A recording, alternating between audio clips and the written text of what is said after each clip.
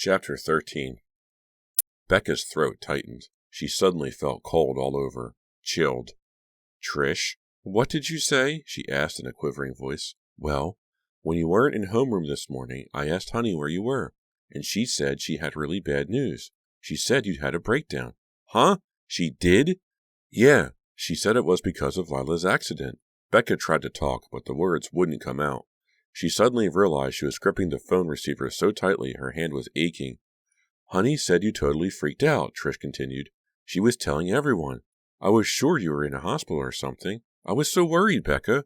"I don't believe it," Becca managed to cry in a high-pitched voice. "I don't believe it." "So, you didn't have a breakdown?" Trish asked timidly. "Trish, I have a virus," Becca told her. "A stupid virus, that's all." Whew, Trish exhaled noisily. "Why would Honey do that?" Becca cried. "Why?" "Beats me," Trish replied. "She must have gotten mixed up, I guess. I'm just so glad. I'm not glad you have a virus. I'm just glad you're not—" "Is she crazy?" Becca interrupted. "Is she some kind of compulsive liar or something?" "I don't know," Trish said. "I don't know what to say. Honey is strange, that's for sure. Listen, Becca, I have good news about my party." "Party?" Becca's head was spinning. Her thoughts were all jumbled, falling one on top of the other the way her fever dreams had. "You know, my Christmas party." "Oh, right. I'm sure you'll be feeling okay by then," Trish continued. "The good news is my parents agreed to go out, so we won't have anyone in our faces watching our every move." "That's great," Becca replied weakly, trying to concentrate. "That means my parents won't know that Bill is at the party," Trish continued. "They won't be able to tell your parents, so you're safe. No problem." "Great," Becca muttered. "Gee, you sound terrible," Trish said sympathetically. "Can I bring you anything? Chicken soup? A hot fudge sundae?" Becca groaned in reply.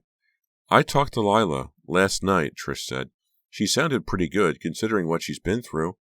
"Yeah, I visited her yesterday," Becca said. "She's doing really well. She's desperate to get out of the hospital now." "Poor thing," Trish replied, tisk-tisking. "It's going to be a really long time. Months, maybe. Then, lots of therapy for her legs. But at least she'll be okay someday. I feel so bad that she's going to miss my party, but you'll be there, right?" "I'll be there," Becca groaned, "even if I'm dying." She kicked off the sheet and blanket. She felt hot and sweaty again. Her mouth felt as dry as cotton. "So you haven't seen Honey today?" Trish asked.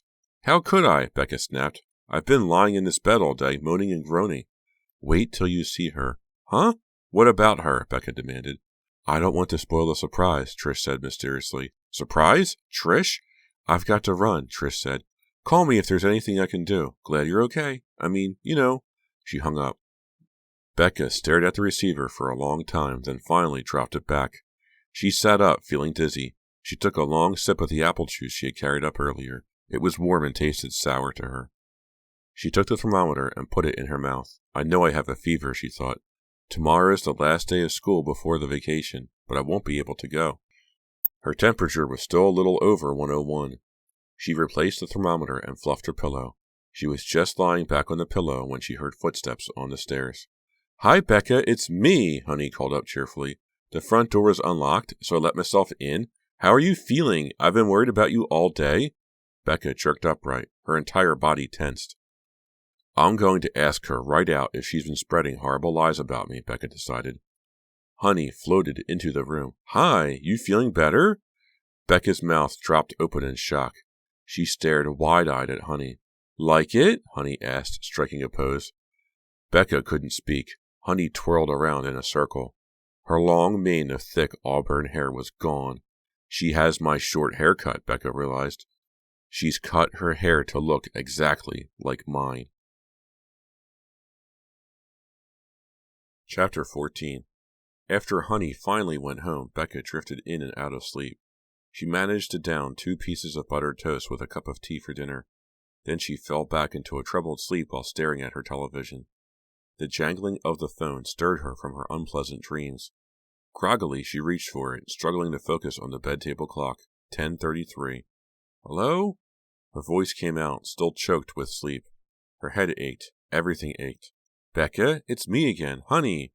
"Who else?" "Honey, I was asleep." Groaning, Becca raised herself on the pillow. "Oh, sorry. I just had to call one more time, Becca." Honey had already called twice since that afternoon. I'm feeling a little better, I think, Becca whispered, but I don't know if I'll go to school tomorrow or not. I didn't call about that, Honey replied, her voice quivering. I just can't stand it that you think I said those horrible things about you in school today. Honey, we've been over this already, Becca said, sighing wearily. Her mouth felt dry. Balancing the phone on her shoulder, she reached for the water glass on the bedside table. I know we have. I'm sorry, Honey replied. But I have to know that you believe me, Becca. You have to believe me. I never told anyone you had a breakdown. That's just too stupid. Why would I do a thing like that? Honey, really, Becca tried to cut in, but Honey insisted on continuing. I never said those things, Honey said emotionally. Really, Trish lied. I never told her or anyone else that you had a breakdown. Trish is a liar, Becca. You've got to believe me. Becca's head felt as heavy as a bowling ball. She dropped back into the pillow and shut her eyes. Honey, I'm really sick. I have to sleep. Please. Just say you believe me, Honey insisted. Becca took a deep breath. Okay, I believe you. Anything to get her off the phone. Oh, thanks, Honey cried gratefully. Thanks, Becca. I knew you wouldn't believe such a dumb story. It's just that we had such a bad visit this afternoon. I mean, I could tell you didn't like my haircut, and... I didn't say I didn't like it, Becca groaned. It was just a shock, that's all. I didn't expect... You mean you really do like it? Honey asked. Yes, you look great, Becca told her. But do you like it? Honey pleaded. Yes, it's wonderful, Becca lied. Listen, Honey, I feel really lousy. I've got to get back to sleep, okay? Okay. I feel much better about everything. I won't call again, Becca, but I'm here if you need me, all right? I'll call tomorrow morning. I hope you'll be well enough to go to school. It's the last day, you know. I know, Becca said. Good night. She replaced the receiver without waiting for a reply. Honey is driving me crazy, Becca thought. Crazy. She pulled the pillow over her and pressed it down over her chest. What am I going to do about her? She gripped the pillow tightly, holding on as if her life depended on it. What am I going to do? Honey had upset her so much it took Becca nearly 2 hours to fall back to sleep. Becca undid the combination lock and pulled open her locker door. She reached up to get a loose-leaf binder from the shelf. Ow! Her head throbbed when she looked up. She still felt weak. She probably should have stayed in bed one more day. But she didn't want to miss the last day of school before Christmas break. Oh, Becca, you're here! Hearing a cry of surprise behind her, Becca turned around. Oh, hi, Carrie, she said, balancing her backpack on one raised knee and struggling to stuff the binder into it. It was her friend, Carrie Taylor, a petite, pretty girl with bright blue eyes and straight blonde hair tied to one side in a short ponytail. Carrie had the locker next to Becca's. I didn't think you'd be here, Carrie said awkwardly, studying Becca intently. I mean, I heard... I had a virus or something, Becca said, frowning. Her math textbook slipped out and fell to the floor. I'm a little better today. Carrie blushed. I'm glad, she said. I mean, I'm not glad you were sick. I just heard you were really sick. Who said that? Becca snapped, bending to retrieve the math text. Her head throbbed painfully again as she reached down for it. Carrie shrugged. Some kid said you'd had a breakdown, she said, lowering her voice to a whisper. Becca shook her head. No, I'm okay, really. A stupid rumor, I guess, Carrie said, obviously embarrassed. Who knows how these things get started? I know, Becca muttered bitterly. She zipped up her backpack. The first bell rang. Locker doors slammed all down the long hallway. Combination locks clicked. Kids made their way, talking and laughing, to their homerooms. Becca snapped her lock and began walking down the hall with Carrie. Honey is a total liar, Becca realized, feeling her anger grow. Honey did tell everyone I had a breakdown. She saw a cluster of kids waiting for the library to open. Their faces filled with surprise when they saw Becca pass by. They must have heard the rumor, too. What are you doing this vacation? Becca asked Carrie, trying to force her mind off Honey. Oh, Reva Dalby invited me to go skiing with her and her dad, Carrie answered, smiling. They go skiing every Christmas just about. I can't wait. I've never been to Aspen. It should be really awesome at Christmas time. They stopped outside Carrie's homeroom. What are you doing? Carrie asked. Not much, Becca said. We always stay around home. We have a million relatives to visit, and you know Trish is having a big party Saturday. The second bell rang. Yeah, I'm sorry I have to miss it. Bye! Have a good one, Carrie cried, ducking into the classroom, and then she added, I'm glad you're okay. Becca dashed across the hall to her homeroom, tossed her backpack to the floor, and slid into her seat. Is it just my imagination, she wondered, or is everyone staring at me? Did Honey tell everyone in the room that I had a breakdown? She turned to look at Honey in the seat beside her. It was still a shock, a horrible shock, to see Honey's short auburn hair, an exact copy of Becca's haircut. She's wearing my silky blue top, Becca realized angrily, and she has my parrot pin on the collar. Honey had a book open in her lap. She closed it and smiled at Becca. How are you feeling, Becca? You look so pale. Not so great, Becca muttered, frowning. I told you before we left your house you should have stayed home, Honey scolded. I would have brought you all your homework. I would have taken care of everything for you, everything. What am I going to do about her? Becca asked herself miserably. The question had become an obsession, an endless refrain. What am I going to do? What am I going to do, Trish? Becca asked. It came out sounding more like a plea than a question. Trish shivered and zipped her wool parka up to the collar. She stuffed her hands into her coat pockets and picked up her pace to keep up with Becca, her boots sinking into the soft ground. It was lunch period, but Becca didn't have any appetite. After much pleading, she persuaded a reluctant Trish to go for a walk behind the school. It was a cold, gray day, heavy clouds hovering low. The air was wet. It smelled as if it might start to snow any minute. You shouldn't be walking around outside. You're sick, Trish scolded her. I had to get out, Becca told her. I just couldn't bear the idea of sitting in the lunchroom, trying to choke down a sandwich with Honey staring across the table at me. They followed the walkway that led behind the stadium. The football field was silent and empty. One of the goalposts had been knocked over in a strong wind a few weeks before. Honey is ruining my life, Becca moaned. What am I going to do? Why don't we murder her? Trish suggested. Chapter 15. Becca stopped and gaped at Trish. Trish laughed. Oh, Trish, Becca cried, shaking her head.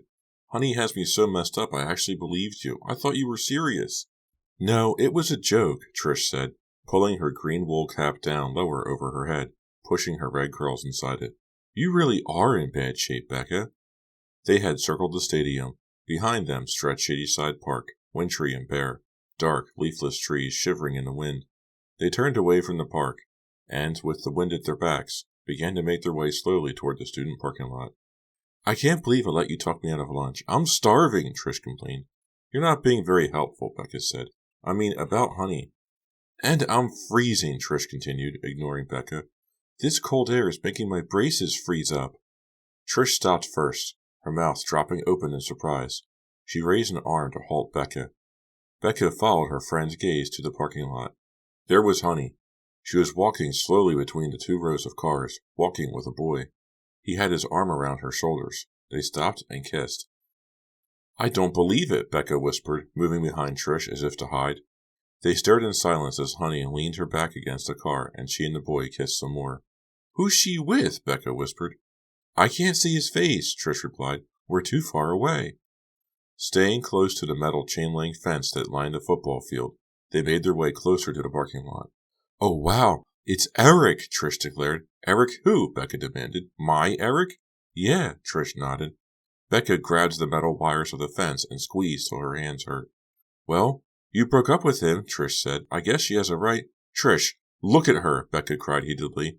Her haircut is like mine. She's wearing a down jacket just like mine. She's wearing my blue top that she took home and never returned, and my parrot pin, the enamel pin that Bill gave me, and she's standing there in the parking lot, kissing my old boyfriend. Becca? That's sick. It's just sick. Becca, you're screaming. Calm down, okay? Just chill. Trish grabbed Becca's shoulder and stared at her, concerned. Becca hadn't even realized she was screaming. She took a deep breath and held it. She let go of the fence and shoved her frozen hands into her jacket pockets. I knew we should have stayed inside, Trish said, frowning. What am I going to do? Becca asked once again, forcing her voice to stay low and steady. She returned her eyes to the parking lot. Honey and Eric were walking arm in arm along the walk, toward Becca and Trish. You're just going to have to be honest with her, Trish said, fiddling with her wool cap. Honest? What do you mean? Becca demanded. You're going to have to tell her you don't want to be friends with her. Two large blackbirds swooped low overhead, cawing loudly on their way to the park. I wish I could fly away with them, Becca thought miserably, watching Eric and Honey approach. But if I tell Honey that, I don't know what she'll do, Becca said. She's so emotional. She's crazy. She's really crazy. I mean, I even think she caused Lila's accident. Trish raised her eyes to Becca's, her expression troubled. Don't you totally freak over this, Becca, she warned quietly. Don't get totally paranoid. Honey may be a terrible pest, and a copycat, but if you start making crazy accusations— She didn't finish her thought. You don't know her as well as I do, Becca argued. Glancing up ahead, she saw that Eric had suddenly turned around and was hurrying back to the school building. Honey was approaching quickly, jogging toward them, waving. Eric must be embarrassed or something, Becca thought. Hi, Becca, Honey called. She stopped in front of Becca, breathing hard, her breath steaming up from her mouth, a big smile on her face. Hi, Becca muttered, with an obvious lack of enthusiasm. What are you doing out here? Honey asked. Just talking with Trish. Oh, Honey seemed to notice Trish for the first time. Hi, Trish nodded. Can I join you? Honey asked Becca. Becca shook her head. Not now, Honey. I really want to have a private talk with Trish. Private? Yeah, Becca replied coldly. Honey's mouth dropped open, her gray eyes narrowed. What's going on, Becca? She demanded, sounding hurt. There's nothing you can't share with your best friend. That's why I'm talking to Trish, Becca said pointedly. There, Becca thought. That should be clear enough. Now maybe Honey will take the hint. Honey's expression became a blank. It revealed no emotion, but her face turned bright red. She shoved her large hands into the pockets of her down jacket and turned away quickly. Talk to you later, she called behind her, and began jogging to the school. That was subtle, Trish said dryly. She chuckled. I think Honey got the point.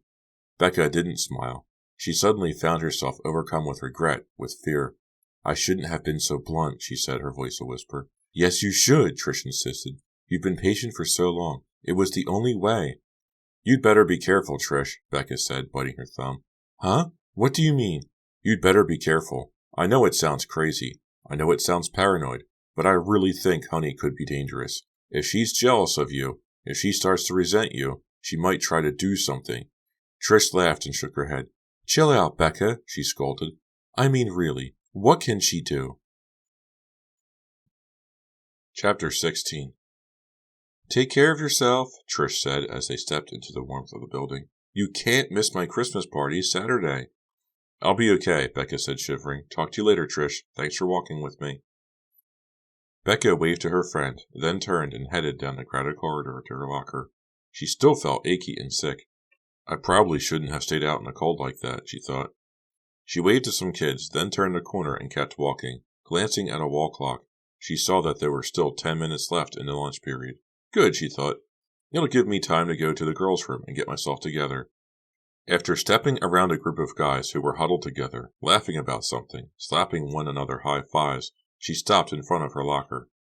Oh! To her surprise, the locker door was open a crack. I know I locked it, she told herself. She pulled open the door and gasped. Becca, what's the matter? Becca turned to see Carrie Taylor beside her, starting to open her locker. Look, Becca said, pointing. Oh, wow, Carrie exclaimed, moving over to peer into Becca's locker. Someone trashed everything. Everything, Becca uttered weakly. Her textbooks, usually neatly stacked on the top shelf, had been tossed to the locker floor. Her binders had been torn apart, pages pulled out. The wool scarf she kept in the locker had been balled up under a jumble of loose papers. The note cards for her research project were scattered over everything. How gross! Carrie exclaimed. Who would do this? She put a hand on Becca's trembling shoulder. You've got to report this. Yeah, I know, Becca replied. A wave of nausea swept over her. She forced herself to look away from the mess. Who would do this? Carrie repeated. Several other kids had hurried over to see what the commotion was. I know who did it, Becca thought bitterly. I don't have to guess. Honey did it. Of all the stupid babyish things. Just because I hurt her feelings, she had to pay me back instantly by messing up all my stuff. Ah! Becca uttered an exasperated cry and lurched away from the noisy crowd that had gathered in front of her locker. Becca, where are you going? Carrie called after her. To the girls' room, Becca shouted. She pushed her way through a group of cheerleaders, in their uniforms for some reason, and hurried down the noisy hall, voices echoing in her ears, into the girls' room at the end of the corridor, breathing hard. Gray light flooded in through the frosted glass of the tall window. Honey stood at the sink, still in her down jacket. Oh! Becca cried out. Honey turned to her, also surprised. Hi! She turned off the water faucets and pulled a paper towel from the dispenser beside the mirror. Honey! Becky screamed. She felt herself going out of control. She couldn't help it. She'd been holding back too long. How could you? Honey's eyes opened wide in bewilderment. She stopped drying her hands. Huh? How could you? What, Becca? How could I what? You know, you liar, Becca shrieked. Honey crumpled the paper towel in her hand and let it fall to the tile floor. Becca, you're screaming, she said, her bewildered expression turning into one of concern. Are you okay? No, honey, I'm not okay, Becca cried, taking angry steps toward Honey. I'm not okay, and you know I'm not okay. Honey, alarmed, took a step back toward the stalls. She raised her hands in a gesture of surrender. How could you? Becca screamed, straining her throat. Her hands were balled into tight fists at her side. Her temples throbbed. The white light from the window shimmered in front of her. Honey sighed. She stood tensely, returning Becca's stare. Really, Becca, you'll have to calm down. I don't know what you're talking about. I really don't. Liar, Becca said accusingly. I'm talking about my locker, of course. What about your locker? Honey asked, innocent as innocent could be. Becca took a breath, started to reply, found herself speechless, too angry to make a sound. Why are you picking on me today? Honey demanded, tears forming in the corners of her gray eyes. Her chin trembled. Tell me, Becca, what have I done? Becca leaned against the sink, squeezing her hands on the cool porcelain, trying to force herself back in control. You were so mean to me outside by the football field, Honey exclaimed, 2 large tears running down her scarlet cheeks. And now you come barging in here screaming at me for no reason? Honey uttered a loud sob. Why, Becca? Why are you picking on me? Just stay away from my things, Becca managed to say through clenched teeth. Stay away. Oh, Honey wipes the tears off with her hands. I get it. You mean Eric. You saw me with Eric. No, Becca snapped. You're angry because I'm with Eric now, Honey interrupted. But that's not fair, Becca. You broke up with him. I don't mean Eric, Becca cried. She realized she was trembling all over. She took a deep breath and held it. Gripping the sink, she closed her eyes, but the trembling didn't stop. I don't mean Eric, she repeated. You gave him up. Now he's with me, Honey insisted. She turned to the mirror and examined herself, wiping another tear off her cheek. Is she checking out her hairdo? Becca thought bitterly. My hairdo? Is she getting tear stains on her blue blouse? My blue blouse? I'm telling you, Honey, it isn't Eric. It's everything else, Becca said. Now what are you talking about? Honey asked, bewildered. Everything else, Becca repeated. I want you to stay away from my house, stay away from my room, stay away from my friends. Honey cringed, a wounded expression twisting her features. You can't talk to me that way, Becca. You can't. Her expression quickly became angry, her gray eyes burning into Becca's.